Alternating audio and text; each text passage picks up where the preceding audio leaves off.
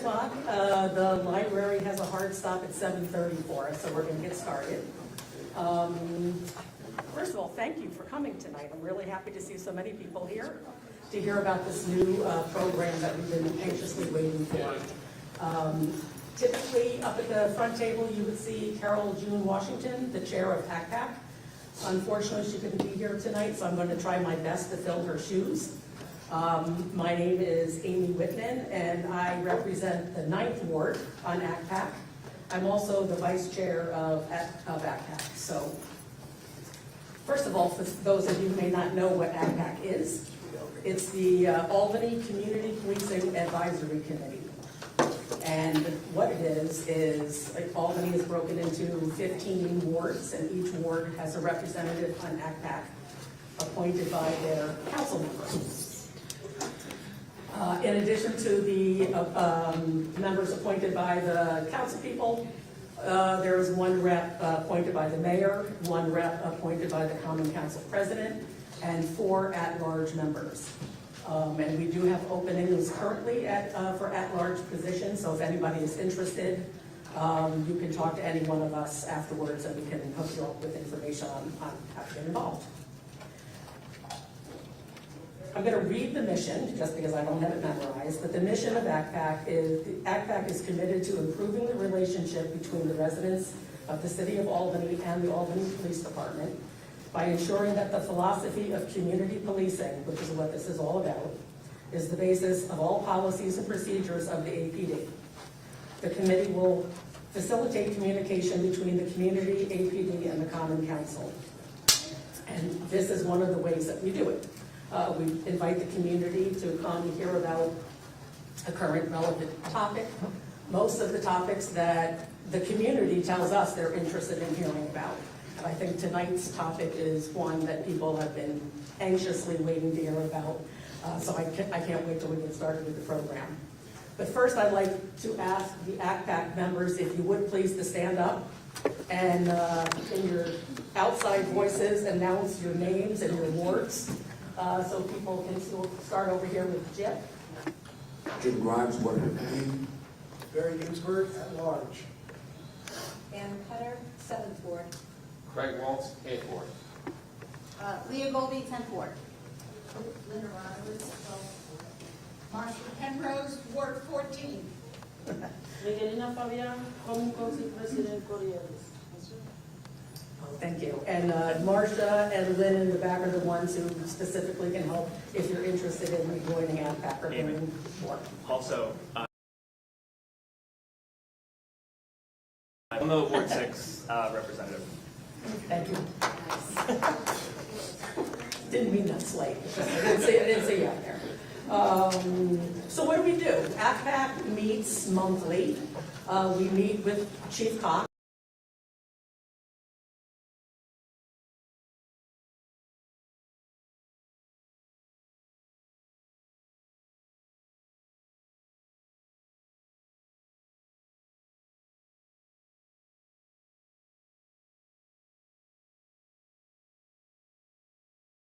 So we do that also, and we do that by going to our neighborhood association meetings and participating in the community.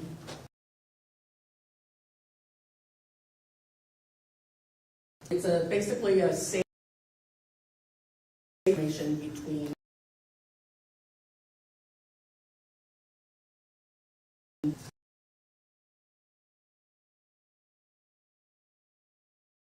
they can be a community forum, could be as simple as we go to our neighborhood association meetings and we talk to that small group of people, or we, do something like this at a public location and invite the entire community in. So I'm not exactly sure what year ACPAC started. It was before I got involved, 2009. And there have probably been 20 or so public forums over the years, from everything from body-worn cameras to the use of drones to what is community policing to all sorts of topics.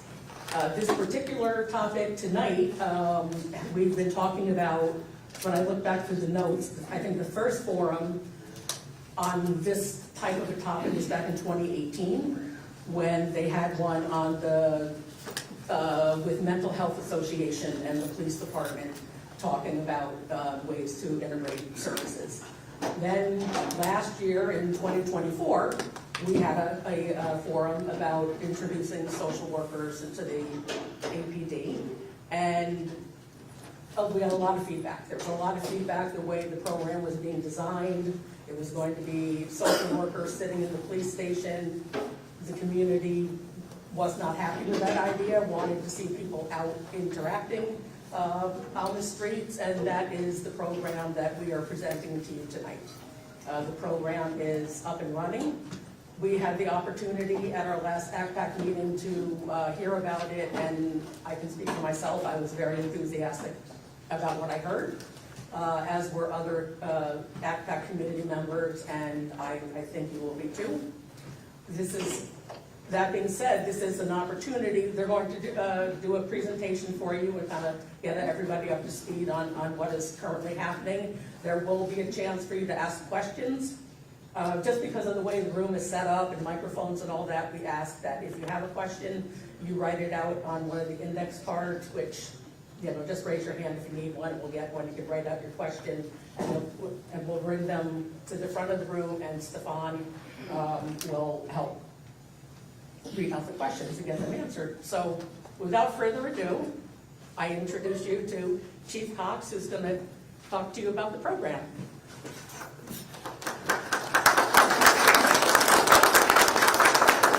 Thanks, Amy. How's everybody doing tonight? How are you? Good. That's it. How's everybody doing tonight? So I'm Brendan Cox. I have the honor of being the chief. I liked it here so much I came back twice. So it's great to be here with everybody tonight. So the first thing I'm going to do is I'm going to ask my team to introduce themselves. Then I'll loop back around and I'll kind of get us introduced to what CART is, what the Community Advocacy Response Team is, and how we've kind of gotten this off the ground. And then then I'll turn it back over to my team so they can explain a little bit more about what they've been doing over the past number of months, but especially the last couple of weeks that we've actually been on the ground out there answering calls for service. And then we'll open things up for questions. So, Nora, if you don't mind, take it over and start with some introductions. Sure. Hello, everyone. My name is Commander Ravello. I oversee South Station Patrol, the Neighborhood Engagement Unit, our booking room, and what has become our CART team. It is a distinct pleasure to represent them. But now for the woman that does a lot of the work. Sure. Hi, everyone. Can you hear me okay? Yes. Okay, good. I'm going to be doing a lot of speaking tonight, so just want to make sure. My name is Brooke Latar, and I'm a supervisor for the CART program. And then I can do my introductions for my team now. For the crisis caseworkers, we have Jen Judson, if you want to give a wave. Can you guys stand up, please? Sure. Amanda Ford, Aubrey Storrs, and Roxanne Dupree, which is somewhere. There she is.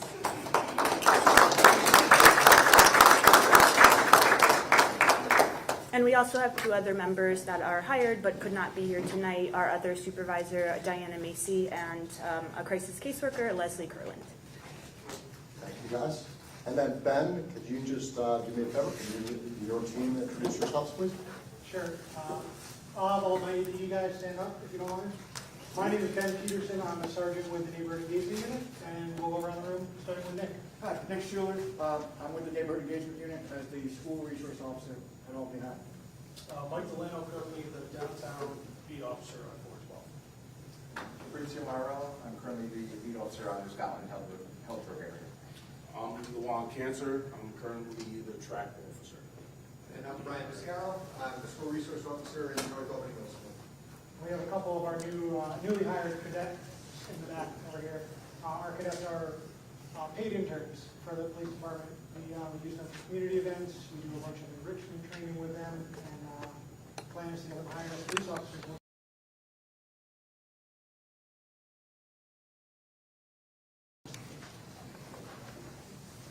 My name is Lizelle. I've been in the police department for 2 years as a cadet. And I'm Lucido, and I just started recently. Thanks all. Appreciate it.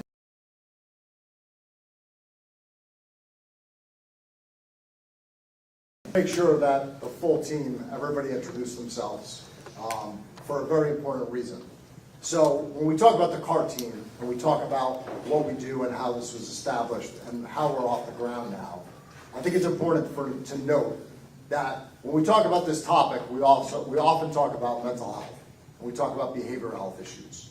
And those are really important things to talk about. And that is a large part and a large component of this topic and what the CART team does. But the CART team actually goes beyond that. So when we start thinking about police services and emergency services, and people calling 911 or people calling a non-emergency number 438-4000, people call for an array of issues.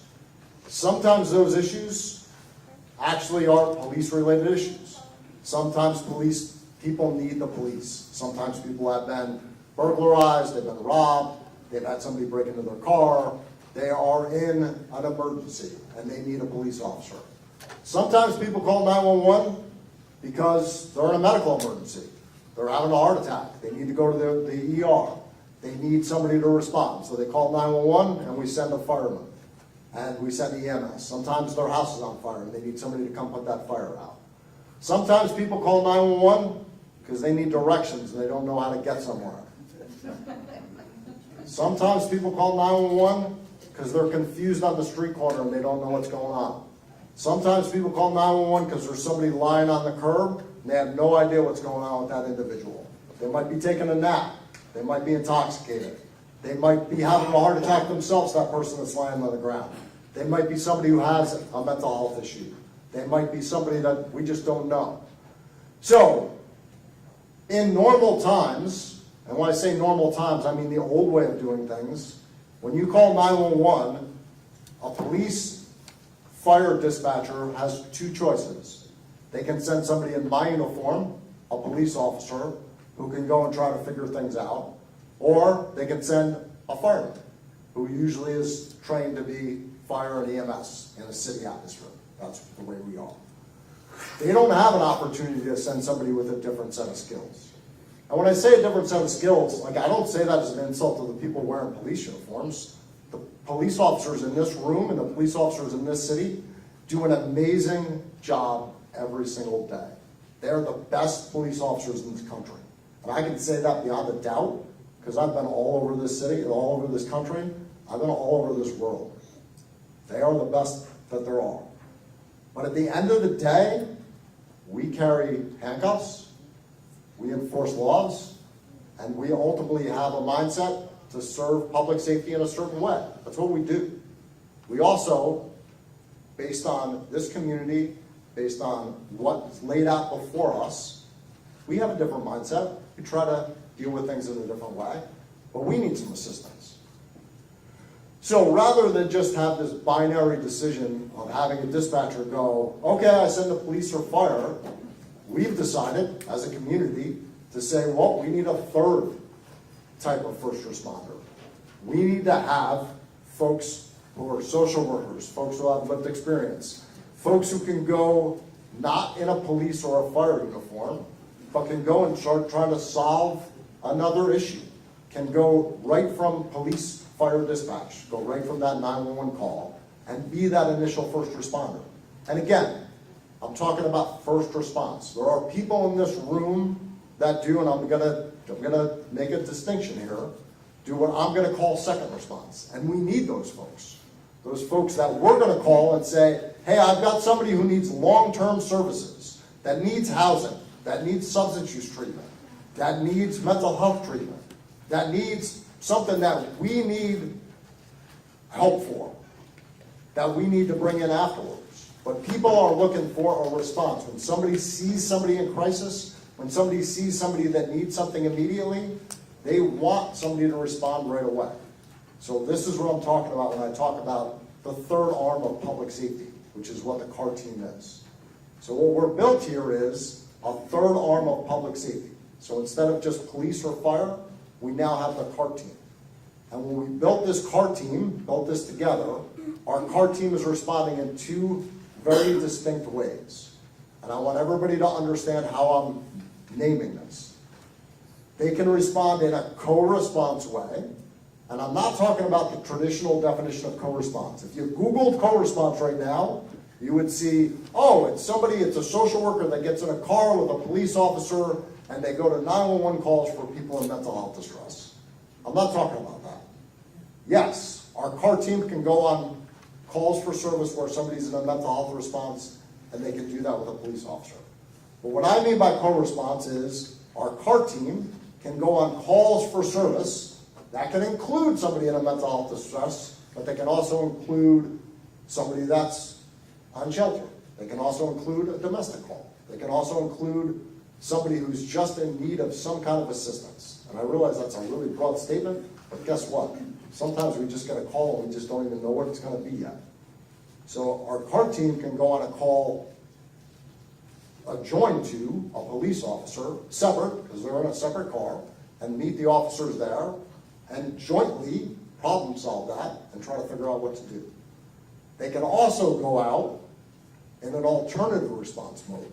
And by alternative response mode, I just mean simply our dispatchers can take the call for service, somebody calls 911 or 438-4000, and the dispatcher, based on our training, based on our experience, says, I'm not going to send a police officer, I'm going to send the car team to this call for service, and they go to the call in pairs as the car team to address that.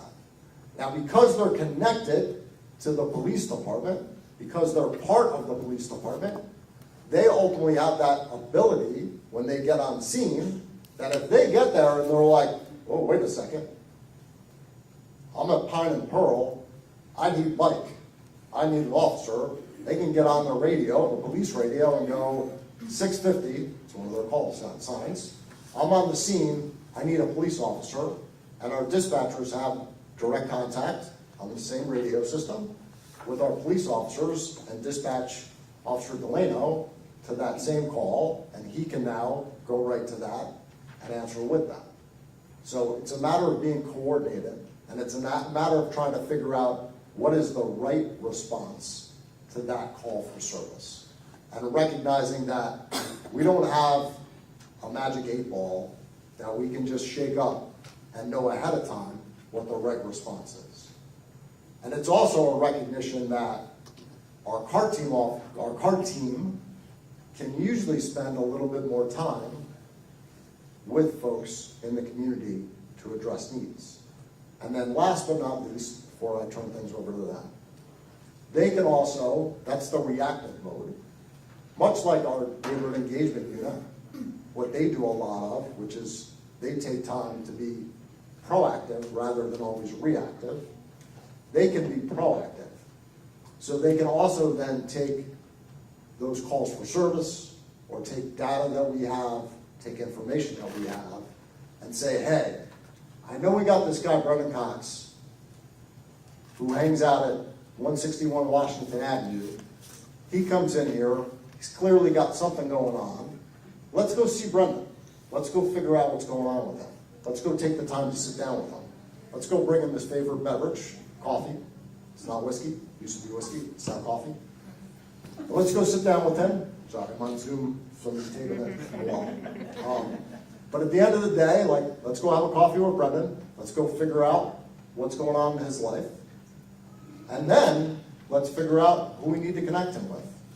They might find out that, oh, Brendan's got a pretty lengthy criminal history. Brendan can use somebody from the lead team to help out. Oh, Brendan doesn't have a criminal history, but Brendan does need housing. Let's get the CARES team involved, and let's go ahead and get housing involved, and let's get him connected to some housing.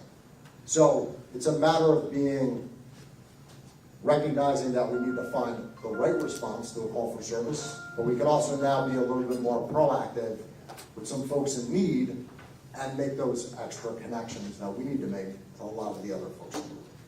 So I'm going to be quiet for a few minutes. I'm going to turn things over to Brooke, because I know her and her team are going to talk about some of the things they've been doing. But I will just note, in their first week on the street, they were able to respond to 31 calls for service.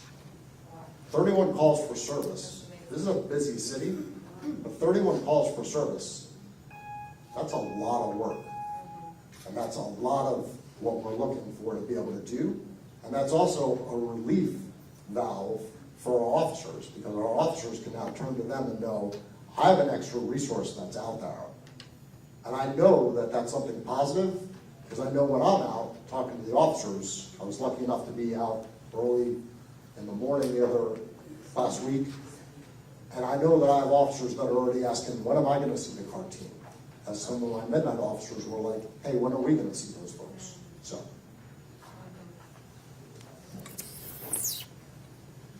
Thank you, Chief Cox, and also to ACPAC for the invitation for us to speak about our program tonight. Chief Cox, you summarized my entire first page, so I'm going to flip it over. No, that's okay. So as Chief Cox mentioned, we can respond to a total of 16 call types that align with existing call types that the City of Albany police officers already had established. Some of these include emotionally distressed individuals, person or group annoying calls, domestic incidents, landlord-tenant issues, roommate trouble, and boy-girl trouble, just to name a few. CART completes multiple forms of documentation and data tracking points, such as the numbers of calls that we provided support on, the length of time that we spend on each call, police diversion rate, allowing officers to return to call types that are involving more criminal matters than the ones that we are at, time of day the call came in, call types, and the areas in the city.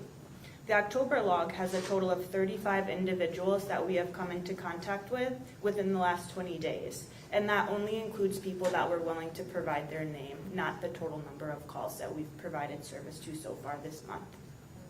Since launching our co-response model on September 22nd, one short month ago, we have made a variety of referrals to local agencies for outpatient mental health services, substance use services, adult protective services, housing services, DSS referrals, and an animal control per the request of a woman who felt she could no longer take care of her cat.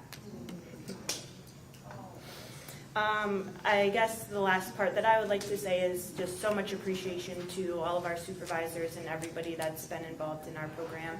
These two, Sergeant Peterson, the Director of Communications, our project manager, who also works in our HR department. We really have been set up for success from the get-go, and we're really lucky to have them. Yeah. So I guess questions. What happens to the folks that won't provide their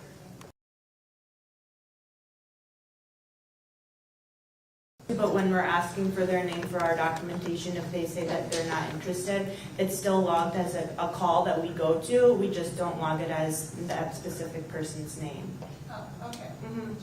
So there's many different points that we track. So the number of call types would be how many calls that we're dispatched to and provide a service to, compared to a separate set of data tracking points, which is people that we obtain information from.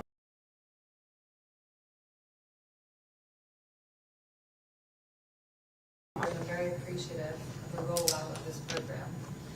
What are your current operational hours for CART? Sure. Oh, yeah. So just for clarification, the first question was what happens to people if they don't want to give their name. The call and the report is still, not report, sorry. There's specific terms for police, but the call is logged. The second question was what are the operating hours right now? And yeah, I know you guys have future plans for that as well. Yes, so we've launched the program right now, 8 a.m. to 4 p.m. Monday to Friday, and we have hired multiple staff members for the 4 p.m. to 12 a.m. Shift. We're just in the process of training. We had a lot of staff members start at the same time.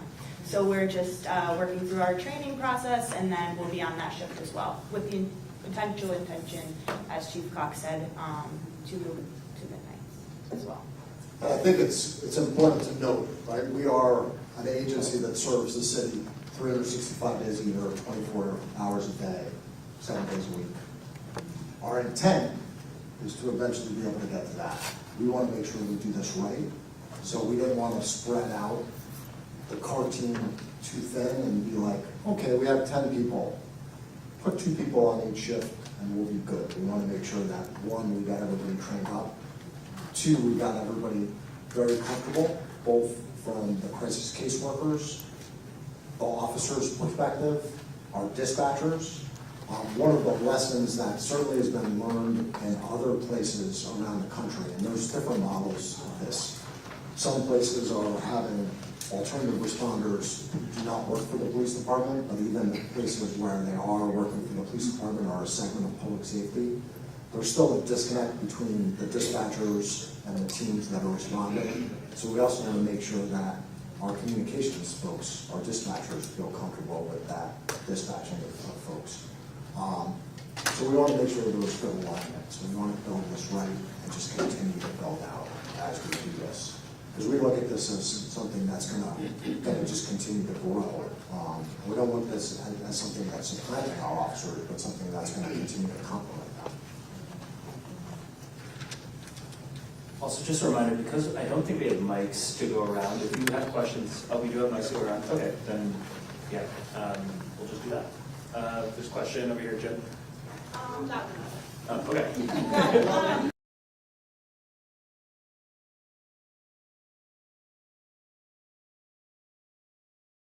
You guys mentioned about housing and tenant and landlord disputes. How does that look?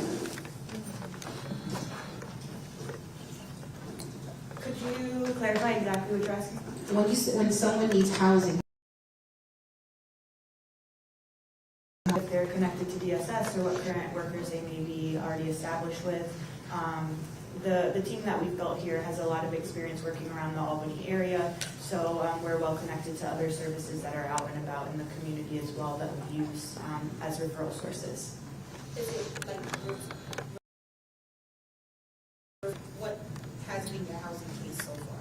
Sure. So multiple people that we've worked with so far are at the city mission or were at the city mission, and then we were able to connect with their established providers to provide that extra layer of support and kind of push on them to say, hey, what can we do in addition to what you're already working on them with to get them housed a bit sooner? And that's been successful with 2 people so far.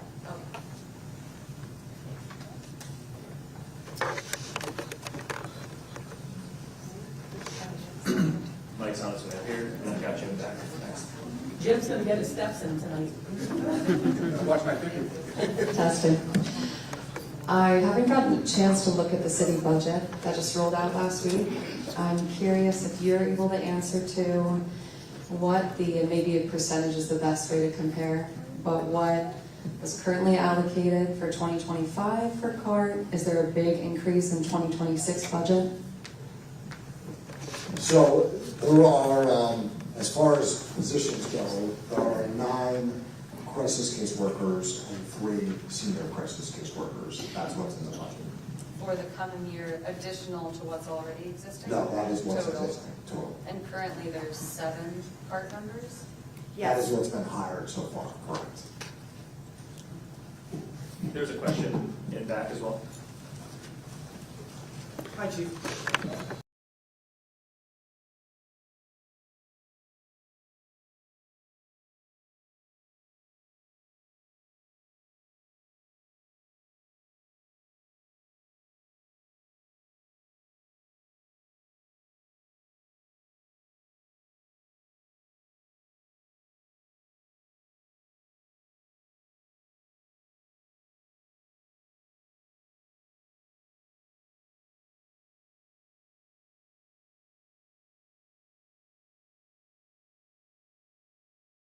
What's going on over there, and it's nice quiet. They have nowhere else to go. Thank you.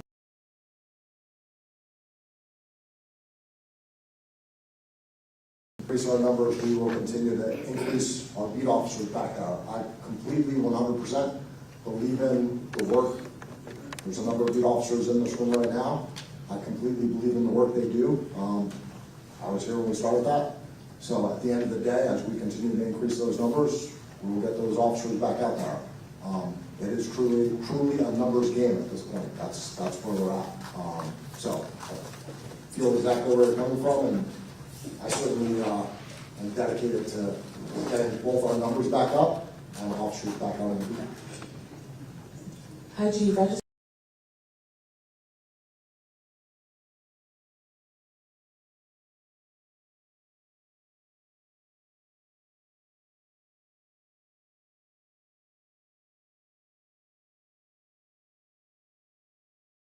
So the car team themselves, they are allowed to transport folks depending on the circumstance. Our officers are allowed to transport. And then we are working with the other service providers in the area who also do that. So, we're certainly limited by the scope of other providers in the area, what they can provide. But we are certainly aware of a number of different agencies in the area that help provide that transportation. So, that is a barrier that we continue to work through. We usually try to find a way around it.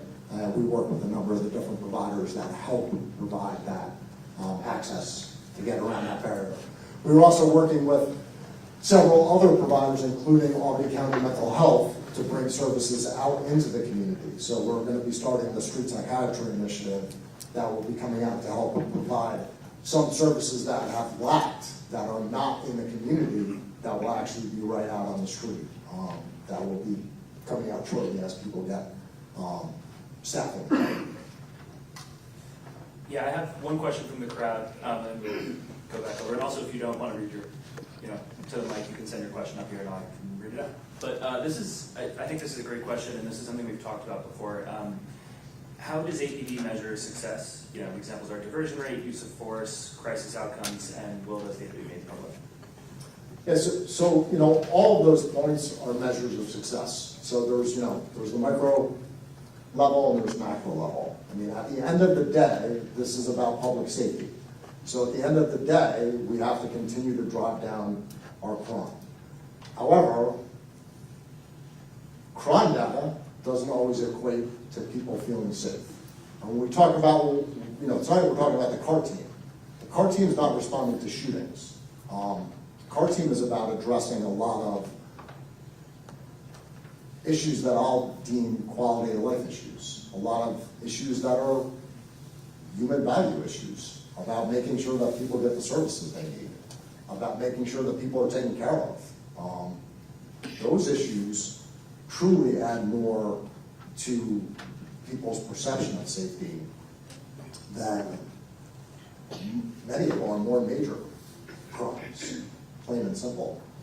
Yes, major crimes have a higher value of impact, but if you're walking outside of this building and you walk past 10 people that are unsheltered and 7 of them are clearly in some kind of unmet mental health crisis and we're not getting them the help they need, you're not going to feel very good about yourself, you're not going to feel very good about the city, and we need to address those.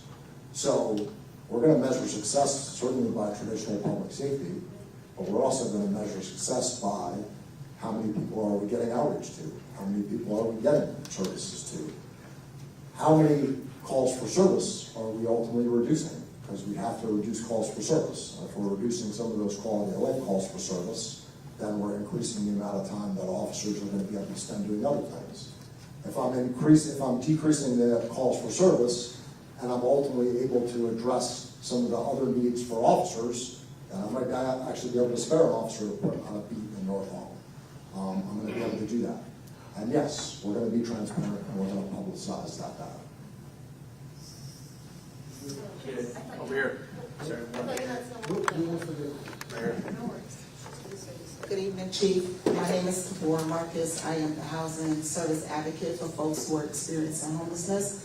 My question for the CART team is, when you guys are out and having those conversations with the gentleman at the mission, do you guys actually address their concerns as far as documentation? How are you guys helping with that? Are you guys able to support those individuals when they are in need of birth certificates, IDs, and then also where could that overlap be, where I spend a lot of time down at the mission and I'm often running into many of those guys who are right at the moment in crisis because those are the issues, they don't have those documentations. How does that relationship work where we're able to connect with you in that moment to make sure that we can get you guys down to the mission in that moment to be able to provide that resource for those individuals? Yeah, great question. I guess the first thing that I would like to address is that the issue with documentation, identification is huge in our area, and there's so many providers that try to address it to the best of our abilities. So that's certainly our approach too, but as a short-term service, we also want to make sure that that's on a timeline that we can get their needs met as quick as possible so that they can move on to the services that they need when they have that documentation and identification on hand, and that's certainly a challenge.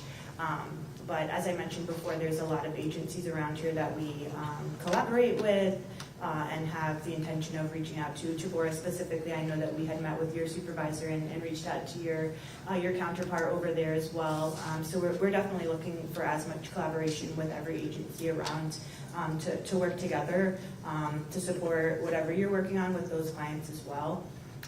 And I believe you had a second question. I think it was Did I answer that? how to get in contact. Oh, sure. I have business cards here for anybody that would like one, and then to where I could also shoot you an email so you have our contact information again. Thank you. Of course. Thanks for the question.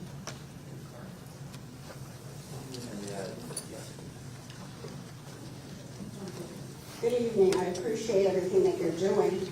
But I live in infamous West Hill. I've lived on Judson Street for almost 50 years.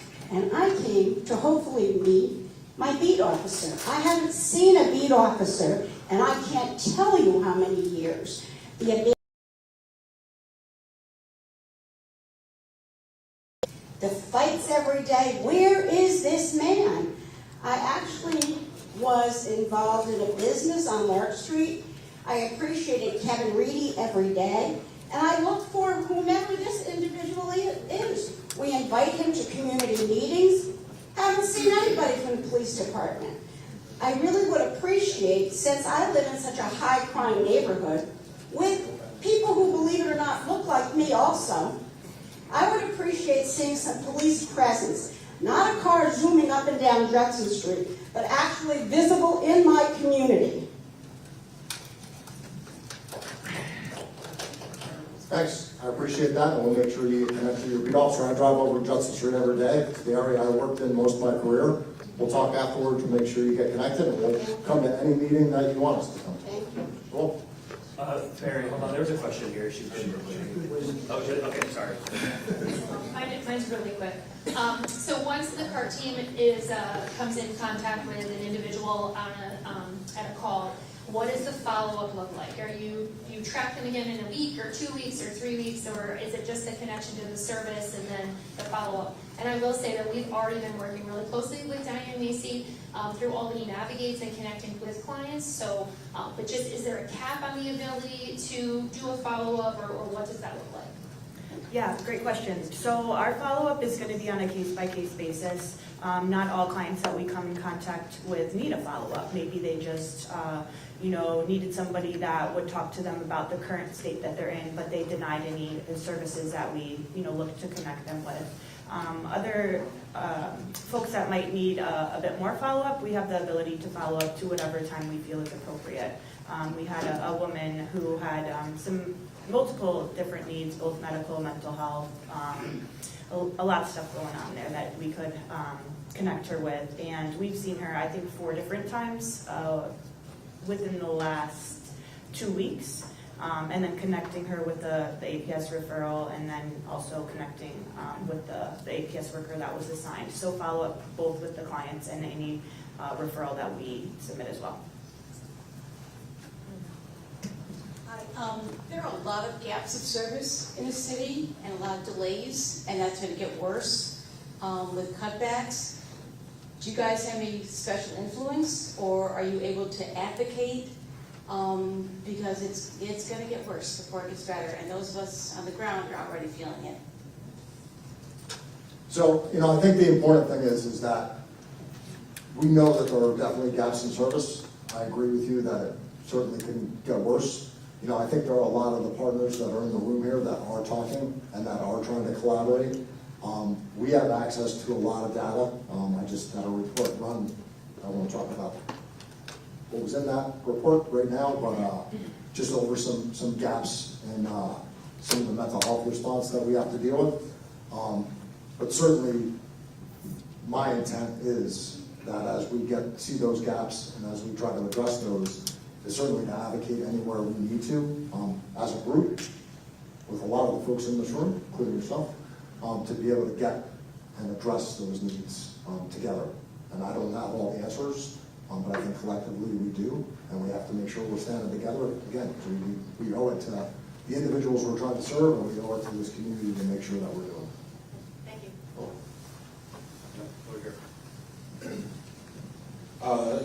Good evening, everyone.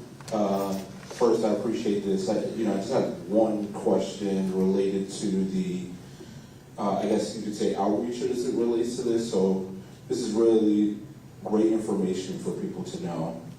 I'm looking around the room and I see some of the same people that I see in every event that we have like this. And so I'm just curious if there's plans for us to tap into some of the communities where the most issues are taking place to provide this information so that people are aware that the service, I guess you could say, is available, or at least coming to them in the case or the event that they make that phone call, and they know what they're going to get when these folks who are providing the service arrive. Yeah, so, to Sean, I mean, we're open certainly to take this show on the road anywhere and have those meetings. We've been holding off a little bit. We were going to have a couple different press events. We still plan on doing that. I realize a press event doesn't necessarily get to the same audience that you're talking about. But yeah, we're open to coming anywhere. We have had some conversations in some of the different spaces you're talking about, but that was really before we were completely rolled out. Now that we're rolled out, I think it's time to revisit a couple of those different spaces. I have a question to, this is something I've heard from a couple people, and I was hoping, Ben, maybe you'll jump in here, because you mentioned before the differentiation between co-response and alternative response. In our previous conversations, this is starting out as a co-response model with the plan to eventually evolve to an alternative response. And so I'm curious, how you envision that, as you discussed that, we're in a training stage. We have to figure out what it looks like first. If there is any sort of timeline on that, one, and two, I thought it was very useful hearing from Ben at our ACPAC meeting about how much research you guys did in looking at other departments and speaking to other departments across the country. I think that's something that I would like to hear more about that. If you don't mind. Sure. So what he's referencing is the amount of research that we put into this program before we actually launched. So we met with 5 other sites throughout the country that had some form of co-response or alternative response program before we put pen to paper and came up with a policy of our own. One of the things that we did notice when talking to all these other sites was we're a little different over here. We have our crisis caseworkers under the same roof as the police department, which I think is to our benefit. It makes us way more flexible, very adaptable, and we have a lot of control over the program. I think that just speaks for itself, because a year ago we were talking about this program in a totally different light, and based off of that community feedback, since it is a police department program, we were able to adapt it and make it an actual street-based case management program. So yeah, I think that's what sets us apart when it comes to other co-response programs throughout the country. Most others are done with service providers, mental health providers, county programs, and we have everything under one roof. Yeah, and I think just to add on to that, thank you, Ben. I think the research that Ben and Nora and his team did, I think was really important to look at. I think that the overall vision, and I think the way that this is already carrying out, although we are in a co-response mode right now, is that the folks that are calling for a service don't have to worry about who to call. You're still calling the same number. You don't have to sit there and go like, oh, what number do I call when I see this person in crisis, or I need something? Who do I call? I think that sometimes we get caught up and start trying to give you 15 different numbers to call, and you're like, I need somebody now. Because again, this is about immediate response. This isn't about, I need something from somebody somewhere down the road, or I need something from somebody 8 hours from now. This is about, I need immediate response. So we don't want you to change your behavior on how you make that call. This is about our professionally trained dispatchers. And by the way, we've had Brooke and Diana in our dispatch center working with our dispatchers on how this works. Our dispatchers being able to take that information, understand how our officers respond, how our fire and EMS respond, and how the CART team responds. And being able to make that decision of saying, this is the right person to respond. Now, I've been in a lot of conversations over the years with a lot of different professionals around the country, but also locally and statewide. And I'm going to give an example. So when Daniel's Law came to light in New York, and Daniel's Law was very much heavy, it happened, Daniel's Law came about because of, in Rochester, there was a death of somebody in crisis, mental health crisis, and the intent of Daniel's Law was originally, by the folks that came up with Daniel's Law, was that police will no longer go to mental health calls. So as a police chief, if you told me that my police officers didn't have to go to mental health calls anymore, great. That sounds good to me. That's not realistic. That's not realistic at all. And it does not make the community safer, and it does not make the person in mental health crisis safer. Does it make sense that there are some calls for service when somebody needs to speak to somebody in the mental health world to not have a police officer go? Of course that makes sense. Does it make sense that there are times when the police should be the only person that responds to somebody in mental health crisis? Yeah. If somebody's got a gun against their head, the police need to go to that call. Sorry. People are going to disagree with me on that one. That's fine. And does it make sense where we have both a mental health professional and a police officer respond to a call for service? Yeah, it does. And that's what we need to ultimately be able to set up. So that's what we're trying to do. There is no perfect way to do that.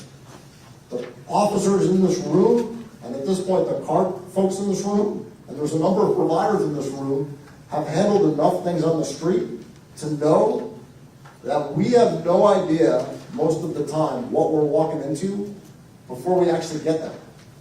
So we're taking the best information possible and making a decision on who to send.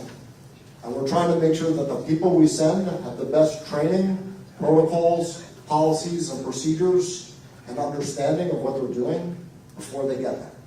And when they get there, that they have the options to be able to also then change what they're doing and change it immediately.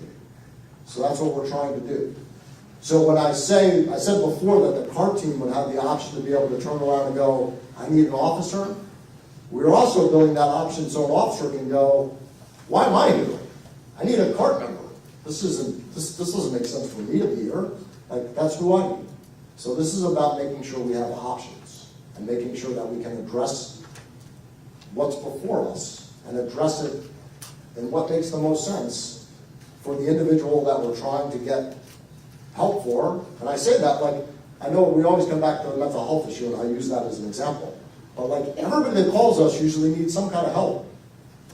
And ultimately, also, for the greatest public safety that we're trying to serve for this community.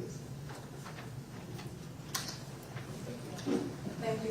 Chief Cox, just, I know the program is very much needed. It sounds like it's had a wonderful start just by your numbers over the past month. When someone calls into 911, most of the time, I have to say all the time, they're looking for a police officer on the other end. How are they going to know someone is coming out to help? How do they know that a CART member may be coming out, or a police officer and a CART member may be coming out? And have we rolled this out to a number of people in the city that they know that you're up and running? That this is a response on the part of the police department and on the part of the city, that they're going to see someone out there to assist them and to assist someone in need of help. So During the research phase, when we met with all of the different departments that already have this program established, we asked just this question: does dispatch let the community know that an alternative response will be coming with them? They all said no. So we decided to follow that response type. We, right now in the co-response model, if we arrive to the scene prior to officers, we wait for them and then we approach the scene together. And then officers will say, I'm Officer so-and-so, and then we'll introduce ourselves. I'm Brooke, this is Jen, we're here with CART, we're caseworkers with the city, we just want to support the situation for you right now. So that's been pretty successful. And then as Chief Cobb said, when we're on the call, if it's more mental health based and it's a safe scene, officers can then leave, and then it's just caseworkers there to provide whatever the service is or continue with the de-escalation with the individual then. And as far as notifying the community and letting folks know that CART is up and running, so this is not the first notification. We have put out a press release. We have put everything out on our social media. So we have made notifications that CART is up and running and here's what folks should expect. I realize that doesn't get to everybody, but at the end of the day, we have put notification out that this is officially run. It was also a really awesome feeling when somebody called in 911 saying, hey, could you please send CART to my house? My question is, how are you guys with diversity? There's a lot of folks in the city that speak a different language. How are you guys tackling that? So, I think that that's always with every hiring, whether it's CART or not, that's always something that we tackle. And I think that we continue to work on it. And I know that that's not a perfect answer for you, but at the end of the day, that is something that we continue to work at. We always look at diversity, we always look at what people's skills are, we always look at our community and to make sure we try to serve the community best. And we try to make sure that recognizing that when we show up, if we already have those pieces broken down, and we can always already relate that we're already going to be a step ahead. But we also have to make sure that we're taking everything into consideration when we're hiring. So, we balance everything out. How do you manage as far as the stigma that city workers don't help? Like we don't help.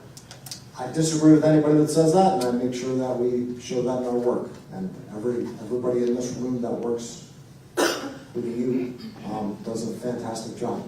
So I think we need to continue to make sure. And I realize there's going to be some folks that have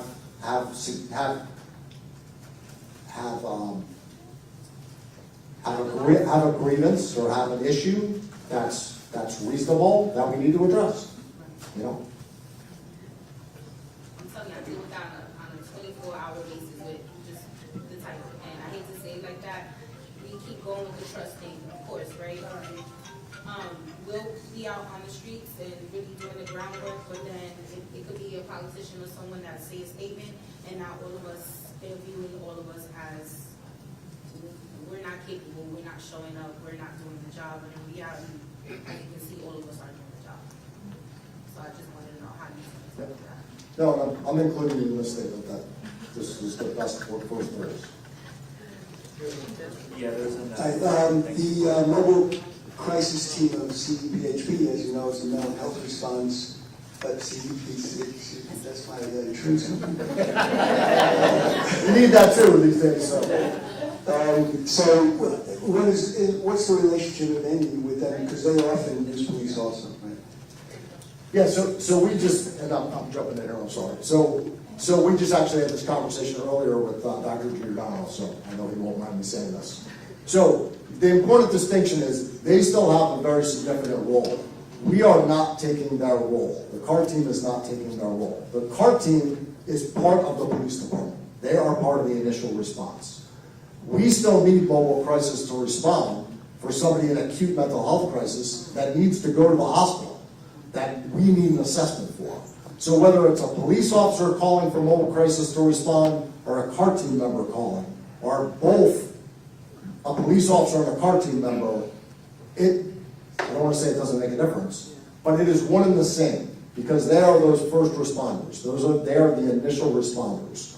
Mobile crisis plays the role of coming out and doing that assessment usually at our behest, and sometimes because they call us and say, hey, I'm going to 123 Central Ave and I need a police officer. Sometimes our CART team might be showing up with a police officer in that case. But at the end of the day, they still play that role of being the assessor of that mental health need, especially in the acute circumstance where somebody needs to go to the hospital. We are playing, the CART team is playing a much broader role of a first responder in an array of circumstances. It may be in a mental health circumstance, but at the end of the day, the CART team is not replacing the mobile crisis team. They are an additional first responder. Yeah, I see one over here and then over here also. My question is there a uniform or some sort of identifier? Because everyone knows what a police officer looks like and everyone knows what to look for that. So I want to know for the CART team, do you guys have? Okay. Okay. So during the winter time, do you have jackets or will they be covered? Okay. So it was really important as we helped with, and these guys came up with the CART name and also the logo. It was really important to make sure that, yes, the CART team has a uniform, but it was also distinct from police officers, and that it did not also look like they were showing up in a police car with lights and sirens. So they are driving an unmarked vehicle that does not look like a traditional police car. And yes, it's clear that they are professional, it's clear they work for the police department, but it's also, we wanted to make sure it was clear that they are not police officers. Thank you. Yeah, and over here, then up in front. Thanks for hosting us tonight. You spoke a little about the requirement of social workers to take 88 hours of crisis intervention training, communication, and mental health response. And I'm wondering if your officers have the same training requirement, and if not, do you believe it would be beneficial? So yeah, so all of our officers go through CIT training, all of our officers get de-escalation training, all of our officers get unbelievable amount of training both in the police academy and beyond the police academy.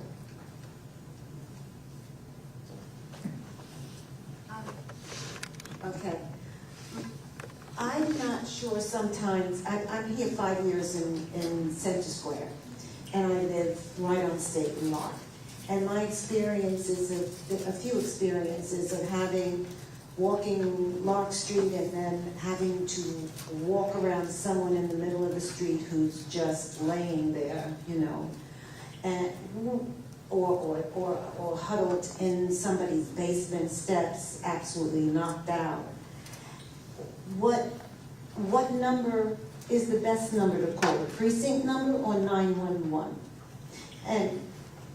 And one time, I had to call, someone was laying against the inside foyer of the condo that I live in, totally blocking the entrance for people to get out or in, and half naked. So then what number is best for you? So if there's an emergency, I certainly would say to you that if somebody appears to be in a medical crisis, if somebody's laying half naked in the foyer, that's a 911 call. Just make it simple. 911. Yeah, you're not asking for directions, you're asking for immediate help. If at the end of the day it's a non-emergency number, just make it simple, 438-4000. It's just the easy number to remember. At the end of the day, if somebody's in immediate need of help, just dial 911. Nobody's going to give you a hard time. Yeah.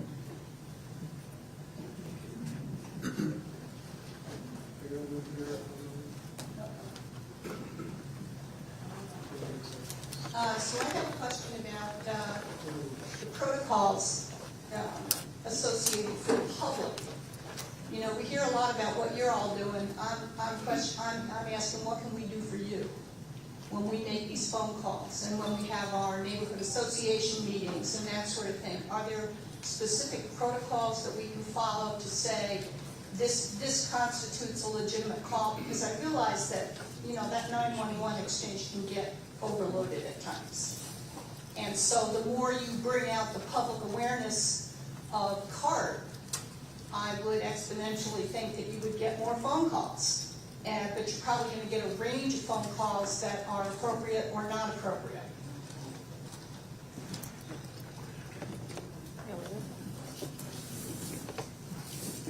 So that's actually a really great question. I know that we talked a lot about the training that the CART team has participated in, including time spent with our dispatchers. The dispatchers also had a collaborative piece with this on the questions that they plan to ask the community when they call. That's how we plan to divert or not divert or create the co-response or the alternative response for us.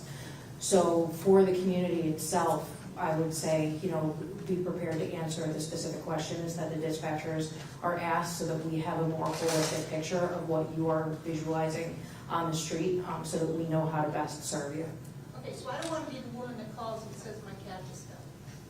Okay? What I'm saying is I think that if you go to the neighborhood association meetings and things like that, and there's some kind of a protocol where people can say, generally these kinds of things are what we want to address.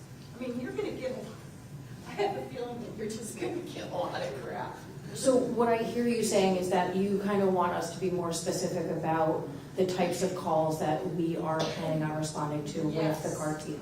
Yeah, absolutely. That's information that we're more than happy to put out, the specific call types. Now, having said that, just know that these are overarching themes, and while it may be a specific type of call, the details are going to have to be set forth so that we know how to best serve the community. Because while we can say that we're responding to an emotionally distressed person, what that person is like in that moment, whether it be an acute crisis or in distress over being unhoused or not having their next meal, is completely different. So like I said, I think it's going to be a collaborative effort between our team, and the community to get as much information as possible in the moment so that we know how to best serve you for that specific incident. Let me add something. Yeah. This is somewhere where ACPAC also, we have these monthly meetings with the police department, and we can be a conduit. As the program is going on down the road and there's more information to share, that's our role, to share it back out when we go to our neighborhood association meetings, and you can reach out to whoever your ward rep is. And if there's a vacancy, you can always reach out to me, and we can make sure that you get that information for back in your group. First off, thank you for everything you do. This is really important and relevant for the city. My question is, does the CART team within your role, do you help with the police in responding to victims of crime and offering them referrals to resources and victim assistance programs when criminal incidents do occur? So if we're on a scene where that incident happened, yes, but there's also other programs through the police department that were established already, such as the DV unit and the crime victims advocate, that still have their scope of practice, but we can still refer to those if we were the ones that responded to it initially. Thank you. I have two questions. Oh, yeah. We have a microphone coming for you. Oh, the first is, your police officers and the CART team have access to a language line when they go out, right there at the time? Yes. Oh, that's great. And the other, it's not really a question, but it's a suggestion. Not everyone goes to the neighborhood community meeting. Flyers at the library, at Stewart's, where people go that might not be so invested in participating in the community, but, need to know. Absolutely, thank you. And I know that, I agree, I think flyers are something that we sometimes overlook as the social media and websites, but I mean, this is also, this is on our website as well. So I mean, it is something. Oh, no, I agree. And I think folks also have to remember, there are, we get well over 100,000 calls for service every year. So people are already seeing the CART team out there, because again, we're not waiting for people to go, oh, there's a CART team, now we're going to call. They are integrated into the police department and into our response already. So, people, trust me, people call us. So I think a lot of what we heard is like the outreach piece of it, right? And Chief, we've talked, so you know how I feel about that, right? But I'm just wondering if there's ways to create simplistic, I'm going to say outreach materials or items so that it can, to her points, because like for me, I'd love to put something like this at the center in the front window so that people can see it, right? Because we get people that are not going to show up to these meetings. The other concern that I guess I would have is almost the misuse without people fully understanding what the purpose is, right? So like right now, we talked about this, so it's nothing new to you, but you have 7 people right now, and people are going to say, oh, okay, like, hey, can I get the CERT team because I dropped my ice cream on the floor? And so, like, how do we communicate with the community? And I feel like the police department shouldn't have to do all of that work. There are community-based organizations that are willing to support that outreach messaging so that the information get out there, but it also can be simplistic. And so I say that, and I offer the center for the purpose of that as well. Well, I appreciate that, and we can get some brochures out to folks. I think that's a great idea. Yeah, we have a question up here. We got a mic coming.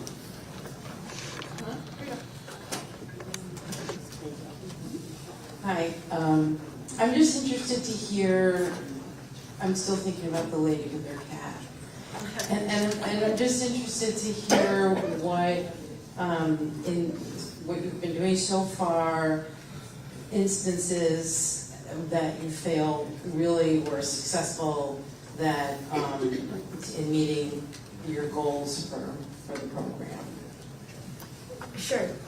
So I think all of our calls have been successful because it shows that we're being dispatched out. It shows that we're being utilized with the intention of helping people in our community.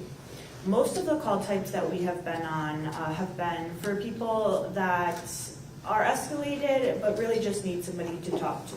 They're not wanting to hurt themselves or other people. They're just needing the time and space to talk to somebody, and that's not the best use of officers' time, and that's the best use of our time, because me and my team want to talk to people about whatever it is they want to talk about, honestly. So I think that that's what's really unique, and to the other gentleman question just before yours, the misuse of our service will not happen often because we just want to go out and figure out, kind of what it is the community needs and how we can best support. Other call types, just earlier today, I think was one of our busiest day. I think we had 7 calls that we were dispatched to today. Doesn't sound like a lot, but when you're going call to call to call, it's a lot, in addition to the documentation that we do on the calls and such. So it was a busy day for a few of our ladies in the crowd there. But domestic calls, where there are no weapons involved, we've been to many of those where it's a brother-sister issue or a mother-daughter issue or a youth is refusing to go to school. Some of those things where, they don't know who to call, but they need some assistance in that moment, and we're happy to do that. And I'm going to give an example. Could you do me a favor? Can you make sure this doesn't go on your footage? So, again, I marvel at the work that the men and women of this department do every day. And